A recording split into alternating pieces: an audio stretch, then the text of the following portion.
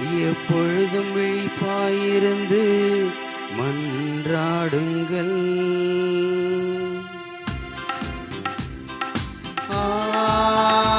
அல்லேலூயா, அல்லேலூயா,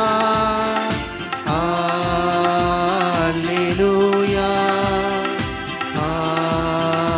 அல்லேலூயா. ஆண்டவர் உங்களோடு இருப்பாராக. உம் ஆன்மாவோடும் இருப்பாராக. மார்க்கு எழுதிய தூய நற்செய்தியிலிருந்து வாசகம். ஆண்டவரே, மாட்சி உமக்கே. பிரிவு 13 இறைவாக்கியங்கள் 24 தொடங்கி 32 முடிய. அக்காலத்தில் இயேசு தம் சீடர்களுக்கு கூறியது: அந்நாள்களில் வேதனைகளுக்கு பிறகு கதிரவன் இருண்டு விடும், நிலா ஒளி கொடாது, விண்மீன்கள் வானத்திலிருந்து விழுந்த வண்ணம் இருக்கும், வான்வெளி கோள்கள் அதிரும். அப்போது மிகுந்த வல்லமையோடும் மாட்சியோடும் மானிட மகன் மேகங்கள் மீது வருவதை காண்பார்கள். பின்பு அவர் வானதூதரை அனுப்பி அவர்கள் மண்ணுலகில் ஒரு கோடியிலிருந்து விண்ணுலகின் மறுகோடி வரை 4 திசைகளிலிருந்தும் தேர்ந்து கொள்ளப்பட்டவர்களை கூட்டிச் சேர்ப்பார். அத்திமரத்திலிருந்து ஓர் உவமையை கற்றுக்கொள்ளுங்கள். அதன் கிளைகள் தளிர்த்து இலைகள் தோன்றும் போது கோடை காலம் நெருங்கி வந்துவிட்டது என நீங்கள் அறிந்து கொள்கிறீர்கள். அவ்வாறே இவை நிகழ்வதை காணும் போது மானிட மகன் கதவை நெருங்கி வந்துவிட்டார் என்பதை நீங்கள் அறிந்து கொள்ளுங்கள். இவை அனைத்தும் நிகழும் முறை இத்தலைமுறை ஒழிந்து போகாது என உறுதியாக உங்களுக்கு சொல்கிறேன். விண்ணும் மண்ணும் ஒழிந்து போகும், ஆனால் என் வார்த்தைகள் ஒழியவே மாட்டா. ஆனால் அந்த நாளையும் வேலையையும் பற்றி தந்தைக்கு தவிர வேறு எவருக்கும் தெரியாது. விண்ணகத்தில் உள்ள தூதருக்கோ மகனுக்கு கூட தெரியாது. ஆண்டவரின் அருள்வாக்கு. கிறிஸ்துவே உமக்கு புகழ்.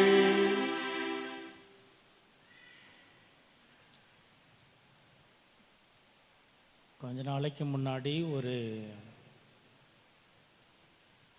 வீடியோ காட்சி ஃபேஸ்புக்கில் வந்ததுன்னு சொல்லி ஒரு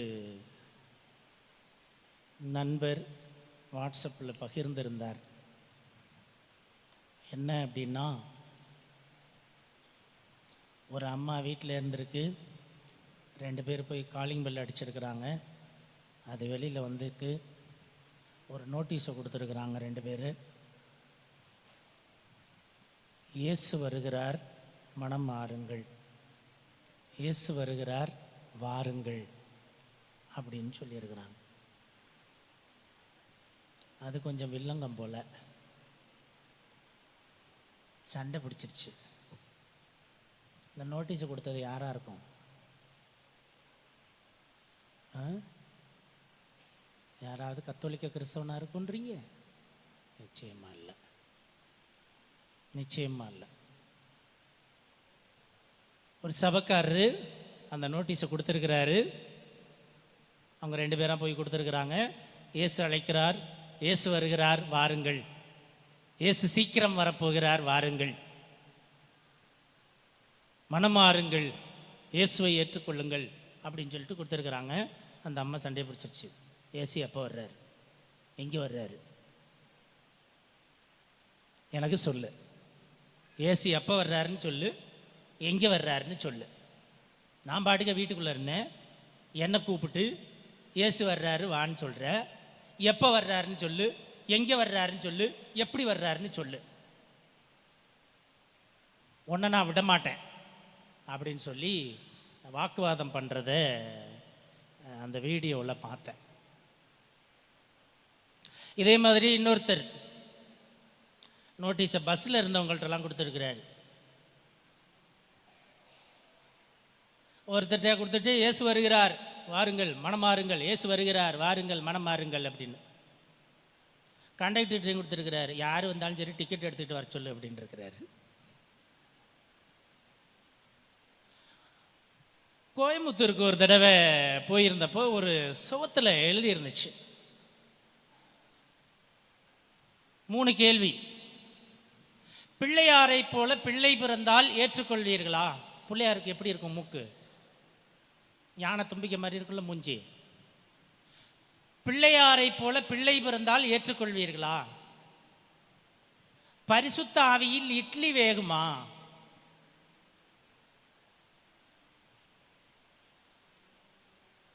குல்லாவை மாட்டிக்கொண்டு கள்ளத்தனம் செய்ய சொன்னாரா அல்லாஹ் அப்படின்னு ஒரு 3 கேள்வி சோத்துல எழுதியிருந்துச்சு. பக்கத்தில் இருந்தவர் படிச்சுட்டு சிரிச்சாரு. சிரிச்சுட்டு இங்கே பாருங்க அப்படின்னாரு. நானும் பார்த்துட்டேன், படிச்சுட்டேன். அது கேள்விக்கும் கடைசி கேள்விக்கும் நான் பதில் சொல்லலை, நடுவில் இருக்கிற கேள்விக்கு நான் பதில் சொல்கிறேன். என்ன பரிசுத்த ஆவியில் இட்லி வேகுமான்னு கேட்டிருக்கேன். பரிசுத்த ஆவியில் தான் இட்லி வேகும். பரிசுத்த ஆவியில் இட்லி வெந்தால் தான் சாப்பிட முடியும். வேறு ஏதாவது சாக்கடையில் இருக்கிற வேறு அசுத்த ஆவியில் வெந்துச்சுன்னா அந்த இட்லியை சாப்பிட முடியாது, அது நல்லது இல்லைங்கன்னு சொன்னேன். அவர் வேடிக்கையாக கேட்டார், நானும் வேடிக்கையாக சொன்னேன். எழுதுனவன் என்ன நோக்கத்தில் எழுதியிருப்பான்னு நமக்கு புரியும். ஆண்டவர் இயேசுவில் அருமையானவர்களே, இவர்களுடைய இந்த இயேசு அழைக்கிறார், இயேசு வருகிறார் என்ற வார்த்தைகளோ, அப்படியான அழைத்தல் கூட்டங்களோ, அல்லது ஒன்றுமே சொல்லாமல் இருந்தாலும் நம்முடைய ஜெபம், வழிபாடு, மறையுரைகள் என்று நாம் வாழ்ந்து கொண்டிருந்தாலும் கிறிஸ்தவம் சொல்லுவது இதைத்தான். இயேசுவின் வருகைக்காக ஆயத்தமாயிருங்கள். அது வீடு வீடாக போய் நோட்டீஸை கொடுத்து இயேசு வருகிறார் வாருங்கள் அப்படின்னு சொல்றது அப்படி இல்லை. நம்முடைய வார்த்தையால், வாழ்க்கையால் நாம் இயேசுவின் வருகைக்கு நம்மை நாம் தயார் செய்து கொள்ள வேண்டும், மற்றவர்களையும் தயாரிக்க வேண்டும் என்பதுதான் இறைவார்த்தை நமக்கு கொடுக்கிற அழைப்பு. இன்றைய முதல் வாசகம் அதைத்தான் சொல்லுகிறது. இயேசுவின் வருகையின் போது, 2ஆம் வருகையின் போது நீங்கள் தகுதியுள்ளவர்களாக இருக்க வேண்டும், அவருடைய ஆட்சிக்குரிய மக்களாக இருக்க வேண்டும், அதற்கு உங்களை நீங்கள் தகுதிப்படுத்திக் கொள்ள வேண்டும் என்பதை முதல் வாசகம் சொல்கிறது. இன்றைய 2ஆம் வாசகத்தில் நாம் வாசிக்க கேட்டோம். எபிரேயருக்கு எழுதப்பட்ட திருமுகத்தில் பழைய ஏற்பாட்டின் காலத்தில் பாவம் போக்கும் பரிகார பலி ஒப்பு கொடுக்கப்பட்டது. குரு ஒவ்வொரு மனிதனும் எப்பொழுதெல்லாம் பாவம் செய்கிறானோ அப்பொழுதெல்லாம் ஒரு ஆட்டையோ கன்றுக்குட்டியையோ கொண்டு போய் குருவிடத்திலே கொடுப்பான். அந்த ஆட்டின் மீது அல்லது கன்றுக்குட்டியின் மீது தன்னுடைய கையை வைத்து தன்னுடைய பாவம் அந்த கன்றுக்குட்டியின் மீது இறங்குவதாக அடையாளமாக அதை குருவிடம் கொடுப்பான். குரு அதை வெட்டி அவனுடைய பாவத்திற்கு பரிகாரமாக பலி ஒப்பு கொடுப்பார். அடுத்த முறை பாவம் செய்கிற போது இதே போல அடுத்த ஒரு ஆட்டையோ கன்றுக்குட்டியோ பாவ பரிகார பலியாக ஒப்பு கொடுப்பான். ஒவ்வொரு முறையும் பாவம் செய்கிற போது பாவ பரிகார பலியை ஒப்பு கொடுப்பான். ரத்தம் சிந்த வேண்டும். ஆடோ கன்றுக்குட்டியோ பலியாக ஒப்பு கொடுக்கப்பட வேண்டும். அதுதான் பாவ பரிகார பலி. ஒவ்வொரு முறையும் பாவம் செய்கிற போது அந்த பாவத்திற்கு பரிகாரமாக ரத்தம் சிந்தப்பட வேண்டும், பாவ பரிகார பலி ஒப்பு கொடுக்கப்பட வேண்டும் என்பது இஸ்ரேல் மக்களின் சட்டமாக இருந்தது. அதை கடைபிடித்து வந்தார்கள். ஆண்டவர் இயேசுவில் அருமையானவர்களே, இன்றைய 2ஆம் வாசகத்தில் எபிரேயருக்கு எழுதப்பட்ட திருமுகத்திலே நாம் வாசிக்க கேட்டோம். ஒரே ஒரு முறை ரத்தம் சிந்தி சிலுவையில் நம் அனைவருடைய பாவங்களுக்கும் பரிகார பலியை ஆண்டவர் இயேசு ஒப்பு கொடுத்து விட்டார். நம்முடைய முன்னோர்களின் பாவங்களுக்காக, நம்முடைய பாவங்களுக்காக, நம்முடைய எதிர்கால சந்ததியினரின் பாவங்களுக்காக, எல்லாருடைய பாவங்களுக்கும் பரிகாரமாக ஆண்டவர் ஒரே ஒரு முறை ரத்தம் சிந்தி சிலுவையிலே தன்னுடைய உயிரை கொடுத்து பாவ பரிகார பலி ஒப்பு கொடுத்து விட்டார். இனிமேல் பாவ பரிகார பலி என்று ஒவ்வொரு முறையும் ஒவ்வொரு மனிதனும் செய்ய தேவையில்லை என்பதை இன்றைய 2ஆம் வாசகத்தில் நாம் வாசிக்க கேட்டோம். ஆண்டவர் இயேசுவில் அருமையான சகோதர சகோதரிகளே, தன்னுடைய ஒரே மகனின் இரத்தத்தினால் நம்மையெல்லாம் ஆண்டவர் விலை கொடுத்து மீட்டு கொண்டார். நம்முடைய பாவங்களுக்கு விலையாக தன் ஒரே மகனுடைய இரத்தத்தினால் நம்மை மீட்டு கொண்டிருக்கிறார். அதைத்தான் திருவிவிலியம் நமக்கு எடுத்துச் சொல்கிறது. அதற்கு நம்மை நாம் தகுதிப்படுத்திக் கொள்ள வேண்டும். இயேசு ரத்தம் சிந்தி நமக்கெல்லாம் பாவ பரிகார பலி ஒப்பு கொடுத்து நம்முடைய பாவங்களுக்கு மன்னிப்பை பெற்றுக் கொடுத்து விட்டார். ஆனால் அந்த மன்னிப்பை, அந்த பாவ பரிகாரத்தின் பலனை நான் அனுபவிக்க வேண்டுமென்றால், ஆண்டவர் இயேசு பெற்று தந்த அந்த மோட்சத்தை நான் அனுபவிக்க வேண்டுமென்றால், நான் பாவ மன்னிப்பு பெற வேண்டும். என்னுடைய பாவங்களை அறிக்கையிட்டு நான் மனம் மாறி கடவுளின் பிள்ளையாக மாற வேண்டும் என்பதுதான் இறைவன் நமக்கு கொடுக்கிற அழைப்பு. அதைத்தான் இன்றைய இறை வார்த்தையின் வழியாக ஆண்டவர் நமக்கு கொடுக்கிற அழைப்பு. கிறிஸ்து இயேசுவில் பிரியமான சகோதர சகோதரிகளை, ஒரு கதை அநேகமாக கேட்டிருப்பீர்கள். அக்பரும் பீர்பாலும் பேசிக்கொண்டார்கள். அக்பர் தன்னுடைய மந்திரியாக இருந்த பீர்பாலிடம் கேட்கிறார், கடவுள் ஏன் மனிதனை மீட்க பூமிக்கு வரணும்? கடவுள் மனிதனை மீட்க பூமிக்கு வரணும் அப்படின்னு சொல்கிறாங்களே, ஏன் அப்படி கடவுள் மனிதனை மீட்பதற்கு பூமிக்கு வரணும் அப்படின்னு சொல்லி கேட்குறார். பீர்பால் அக்பர்கிட்ட சொல்கிறாரு, இதுக்கு உடனே பதில் சொல்ல முடியாது, நேரம் வரும்போது உங்களுக்கு நான் பதில் சொல்கிறேன் அப்படின்னு சொல்கிறார். சில நாட்கள் கடந்தது. ஒரு நாள் ஆற்றுல படகுல போய்கிட்டு இருக்கிறாங்க. அக்பர், பீர்பால், அக்பருடைய மகன் 3 பேரும் போய்கிட்டு இருக்கிறாங்க. போய்கிட்டு இருக்கும்போது பீர்பால் என்ன பண்ணுறாரு, அக்பருடைய மகனை பிடிச்சி ஆற்றுல தள்ளி விட்டுறாரு. சின்ன பையன் ஆற்றுல விழுந்துட்டான். அக்பர் என்ன பண்ணார், ஒரு நொடி கூட யோசிக்கல, ஆற்றுக்குள்ளே விழுந்து தன்னுடைய மகனை படகுல தூக்கி போட்டு, அட படுபாவி, உனக்கு அறிவு இருக்கா? இப்படி சின்ன பிள்ளையை தூக்கி ஆற்றுல போட்டியே, செத்து போச்சுன்னா என்னடா பண்ணுறது அப்படின்னாரு. பீர்பால் சொன்னார்,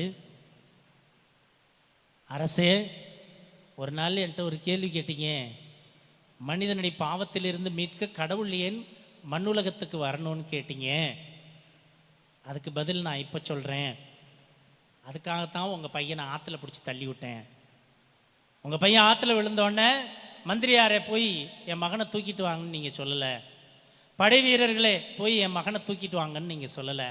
உங்கள் பையன் ஆற்றுல விழுந்தோடனே ஒரு நொடி கூட யோசிக்காமல் நீங்கள் ஆற்றில் விழுந்து உங்களுடைய மகனை தூக்கி வந்தீர்கள்.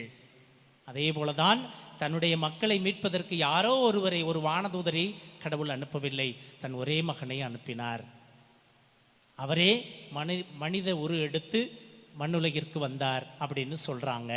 அதுதான் மக்களுடைய விசுவாசம், அதுதான் மக்களுடைய நம்பிக்கை என்று அதற்கு பதில் சொல்கிறேன் என்று சொன்னதாக சொல்லுவார்கள்.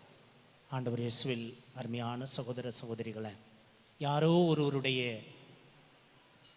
அல்லது ஏதோ ஒரு விலங்கினுடைய இரத்தத்தினால் ஆண்டவர் நமக்கு பாவ பரிகாரம் தேடி கொடுக்கவில்லை. தன்னுடைய ஒரே மகனுடைய இரத்தத்தினால் நமக்கெல்லாம் பாவ பரிகாரத்தை பெற்றுக் கொடுத்திருக்கிறார். நமக்கு பாவ மன்னிப்பை பெற்றுக் கொடுத்திருக்கிறார். அந்த பாவ மன்னிப்பை நாம் பெற வேண்டும் என்றால் அவருடைய அன்பின் பிள்ளைகளாக நாம் தயார் நிலையில் இருக்க வேண்டும். எப்பொழுதும் தயார் நிலையில் இருக்க வேண்டும். அவருடைய ஆட்சிக்குரிய மக்களாக நாம் எப்பொழுதும் தயார் நிலையில் இருக்க வேண்டும் என்பதை இன்றைய இறை வார்த்தை நமக்கு சொல்கிறது. 4 திசைகளில் இருந்தும் தேர்ந்து கொள்ளப்பட்டவர்களை கூட்டி சேர்ப்பார் என்று இன்றைய நற்செய்தியிலே நாம் வாசிக்க கேட்டோம். அப்படியாக ஆண்டவரின் 2ஆம் வருகைக்கு நம்மையே நாம் தயார்படுத்திக் கொள்ள வேண்டும். தகுதியுள்ளவர்களாக நம்மை மாற்றிக்கொள்ள வேண்டும். எல்லா வேளையிலும் நாம் தகுதியோடு இருக்க வேண்டும் என்பதைத்தான் இன்றைய இறை வார்த்தை நமக்கு சொல்லுகிறது. ஆண்டவர் இயேசுவில் அருமையானவர்களை, 7:30க்கு பஸ்ஸுன்னு வச்சுக்கோங்க, 7:30க்கு பஸ் வந்துடும். 7:40க்கு போனால் பஸ் நிற்குமா? போயிடும். பஸ் நமக்காக காத்திருக்காது. பள்ளிக்கூடத்துக்கு போகிறீங்க, பிள்ளைங்களை கூட்டிகிட்டு போகிறீங்க, அல்லது பிள்ளைங்க பள்ளிக்கூடத்துக்கு போகிறாங்க. 9 மணிக்கு பள்ளிக்கூடம், அசம்பிளி ஆரம்பிச்சிருவாங்க. 9:05க்கு போகிறீங்க, என்ன பண்ணிடுவாங்க? கேட்டை மூடிடுவாங்க, உள்ளே போக முடியாது. Your rights outside. Uniform போடாமல் பள்ளிக்கூடத்துக்கு போகிறீங்க, வெட்டி விட்டுருவாங்க. போய் யூனிஃபார்ம் போட்டுட்டு வா. நம்மை அந்த இடத்திற்கு, அந்த செயலுக்கு தகுதியுள்ளவர்களாக்கிக் கொள்ள வேண்டும். அப்படி நம்மை நாம் தகுதிப்படுத்திக் கொள்வது எப்படி என்பதை பவுலடியார் கலாத்தியருக்கு எழுதிய திருமுகம் 5வது பிரிவு 3 தொடங்கி 6 முடிய இறைவசனங்களில் அழகாக சொல்லுகிறார். பைபிள் எத்தனை பேர் எடுத்துட்டு வந்திருக்கிறீங்க? நீங்கள் வாரம் சொன்னாலும் வாரம் சொன்னால் தான் எடுத்துகிட்டு வருவோம். போன வாரம் எடுத்துகிட்டு வந்த பசங்க கூட இந்த வாரம் எடுத்துகிட்டு வரல. ரொம்ப பாவம், கஷ்டப்படுறாங்க. ஒரு வண்டியாவது பிடிச்சி கொடுக்கணும் அதை ஏற்றிட்டு வர்றதுக்கு பைபிளை. பெற்றவங்க தயவுசெய்து மக்களை இந்த பிரசங்கத்தெல்லாம் கூட மறந்துடுங்க. உங்கள் பிள்ளைங்க கையில் பைபிளை கொடுங்க. மொபைலில் பிடிங்கிட்டு பைபிளை கொடுங்க. பைபிளை எடுத்துகிட்டு போன்னு சொல்லாதீங்க. தயவுசெய்து பைபிளை எடுத்துகிட்டு போவோன்னு சொல்லி எடுத்துகிட்டு வாங்க. கோயிலுக்கு வரும்போதாவது பைபிளை எடுத்துகிட்டு வருவோம். அதுதான் நமக்கு ஆசீர்வாதம். தயவுசெய்து உங்களுடைய பிள்ளைகளுடைய கையில் மொபைலை பிடிங்கிட்டு, டிவி ரிமோட்டை பிடிங்கிட்டு பைபிளை கொடுங்க. ஒரு நாளைக்கு ஒரு அதிகாரத்தை படிக்க சொல்லிட்டு அப்புறம் பாடத்து புத்தகத்தை எடுத்து படிக்க சொல்லுங்கள், ஹோம்ஒர்க் பண்ண சொல்லுங்கள். போன வாரம் எடுத்துகிட்டு வந்த பிள்ளைய கூட இந்த வாரம் எடுத்துகிட்டு வரல. படிங்க, யாராவது எடுத்துகிட்டு வந்திருக்கிறவங்க. கலாத்தியர் 5:3-6 முடிய இறைவாக்கியம். கேட்கல யாராவது சத்தமா? விருத்த சேதனம் செய்து கொள்ளும் ஒவ்வொருவருக்கும் திருச்சட்டம் முழுவதையும் கடைபிடிக்க கடமை உண்டு. இப்ப ஞானஸ்நானம் பெற்றிருக்கிற நாம் அனைவருக்கும் இறைவார்த்தையை கடைபிடிக்க, திருச்சட்டத்தை கடைபிடிக்க நமக்கு கடமை உண்டு என்பதை மீண்டும் வற்புறுத்தி கூறுகிறேன். திருச்சட்டம் சார்ந்த செயல்களால் இறைவனுக்கு ஏற்புடையவர்கள் ஆக முயலும் நீங்கள் கிறிஸ்துவுடன் உறவற்று போய்விட்டீர்கள், அருளை இழந்து விட்டீர்கள். ஆனால் தூய ஆவியின் துணையால் நம்பிக்கையின் வழியாக இறைவனுக்கு ஏற்புடையவர் ஆக்கப்படுவோம் என்னும் எதிர்நோக்கு நிறைவேறும் என ஆவலோடு காத்திருக்கிறோம். நாம் கடவுளுடைய அருளை இழந்து விட்டோம் நம்முடைய பாவத்தினால். ஆனால் நம்பிக்கையோடு நாம் காத்திருக்கிறோம். நாம் மீட்பு பெறுவோம், கிறிஸ்துவோடு அவருக்கு ஏற்புடையவர்களாக நாம் மாறுவோம் என்று ஆவலோடு காத்திருக்கிறோம். படிங்க தொடர்ந்து. கிறிஸ்து இயேசுவோடு இணைந்து வாழ்வோர் விருத்த சேதனம் செய்து கொண்டாலும் செய்து கொள்ளாவிட்டாலும் அவர்களுக்கு எந்த பயனும் இல்லை. நான் ஞானஸ்நானம் வாங்கிட்டேன், அதனால எந்த பயனும் இல்லை. அன்பின் வழியாய் செயலாற்றும் நம்பிக்கை ஒன்றே இன்றியமையாதது. ஆக என்னுடைய நம்பிக்கை, நான் கோயிலுக்கு போயிட்டேன், நான் கடமையெல்லாம் செஞ்சுட்டேன், திருச்சபை சொல்றதெல்லாம் நான் செஞ்சுட்டேன், திருச்சட்டத்தை கடைபிடிக்கிறேன் என்பதில் மட்டுமல்ல, அதில் அல்ல. ஞானஸ்நானம் வாங்கிட்டா இல்ல, அன்பின் வழியாய் செயலாற்றும் நம்பிக்கை ஒன்றே இன்றியமையாதது. என்னுடைய நம்பிக்கை அன்பின் செயல்களாக வெளிப்பட வேண்டும். அதுதான் கடவுளுடைய ஆட்சிக்குரிய மக்களாக நம்மையே நாம் தயார்படுத்திக் கொள்வது, ஆயத்தமாயிருப்பது. கொஞ்சம் வயசானவங்களுக்கெல்லாம் தெரியும், முன்னாடியெல்லாம் ஆயத்தமாக இருக்கிறதுன்னு சொல்லுவாங்க. பாவ சங்கீர்த்தனத்துக்கு இன்னொரு பேர் ஆயத்தமாக இருக்கிறது. வயசானவங்கெல்லாம் சொல்லுவாங்க ஆயத்தமாக இருக்கிறதுன்னு சொல்லுவாங்க. பூசைக்கு ஆயத்தமாக இருக்கணும்னு சொல்லுவாங்க. அவங்க அந்த வயசானவங்க சொன்னதில், எங்கள் அப்பாய் சொன்னதெல்லாம் எனக்கு ஞாபகம் இருக்கு. பூசைக்கு முன்பாக 1 மணி நேரத்திற்கு முன் யாதொன்றையும் உண்ணாமலும் குடியாமலும் திருப்பலி பூசைக்கு ஆயத்தமாக இருக்க வேண்டும் சொன்னாங்க. அதுதான் ஆயத்தம், தயார் செய்வது, திருப்பலிக்கு ஆயத்தம் செய்வது. நம்ம மணி அடிச்சிருச்சு, சாமியார் பூசை ஆரம்பிச்சிட்டாரு, வா கோயிலுக்கு அப்படின்னு கிளம்புறோம். ஆயத்தம், ஒவ்வொன்றுக்கும் நாம் ஆயத்தம் செய்ய வேண்டும். அன்பின் வழியாய் நாம் நம்பிக்கையில் ஆயத்தம் செய்ய வேண்டும். கடவுளுடைய வருகைக்காக, 2ஆம் வருகைக்காக, என்னுடைய மீட்புக்காக, நான் மோட்ச வாழ்வை சுதந்திரித்துக் கொள்வதற்கு அன்பின் வழியாய் நாம் ஆயத்தம் செய்ய வேண்டும். இன்னொருத்தர் யாராவது படிங்க, கொலோசருக்கு எழுதிய திருமுகம் பவுலடியார் கொலோசியருக்கு எழுதிய திருமுகம் 3வது பிரிவு 12வது இறைவாக்கியம். கொலோசியர் 3:12. பைபிள் எடுத்துகிட்டு வந்திருந்தா தானே 4 பேர் படிப்பீங்க. யாரும் எடுத்துகிட்டு வரல? ரைட், நானே படிக்கிறேன். நீங்கள் கடவுளால் தேர்ந்து கொள்ளப்பட்டவர்கள், அவரது அன்பிற்குரிய இறைமக்கள். எனவே அதற்கிசைய பரிவு, இரக்கம், நல்லெண்ணம், மனத்தாழ்மை, கனிவு, பொறுமை ஆகிய பண்புகளால் உங்களை அணி செய்யுங்கள். இதுதான் கடவுளுக்குரிய மக்களாக நம்மையே நாம் அணி செய்வது, கடவுளுக்குரிய மக்களாக நம்மையே நாம் ஆயத்தம் செய்வது, தயார் செய்வது. இதுதான் மோட்சத்திற்குரிய மக்களாக வாழ்வதற்கு நம்மையே நாம் தயார் செய்வது. அப்படி நாம் தயார் செய்து ஆயத்தமாய் இருக்க வேண்டும். மோட்சத்திற்குரிய மக்களாக நாம் மாற வேண்டும். கடவுளின் வருகையை எதிர்கொள்ளக்கூடிய மக்களாக நம்மையே நாம் ஆயத்தம் செய்து தயார் நிலையில் இருக்க வேண்டும் என்று இன்றைய இறை வார்த்தை நம்மை அழைக்கிறது.